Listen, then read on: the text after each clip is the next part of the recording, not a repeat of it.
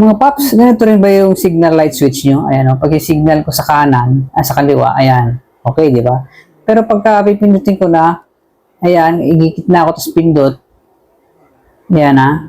O, andun pa rin yung signal light. Kung baka parang may naglulus dyan sa switch niya, or baka madumi na. O, di ba? Andun pa rin. Pero doon sa kanan naman, okay. Dito lang sa pagka left signal. Kaya ito guys, oh, nilagyan ko to ng contact cleaner. Yan, sa electronics kasi yan, sprayan ko lang dito.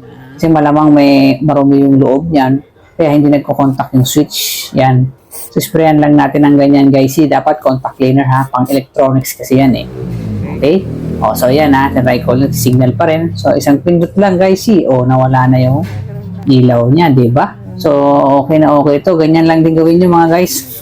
Pag nag-lose yung signal light switch nyo, contact cleaner, ayan o, available yan sa basket natin. Jensen na brand, okay? O, di ba? So, solve na ang, try ulit natin, no? Signal light left. So, umilaw. Isang pindot lang guys, sa gitna. Ayan, nawala na. Okay? Goods na goods yan. Lagyan nyo lang ng, spray nyo lang ng electronics contact cleaner. Ayan, o. Jensen sa basket. Thank you!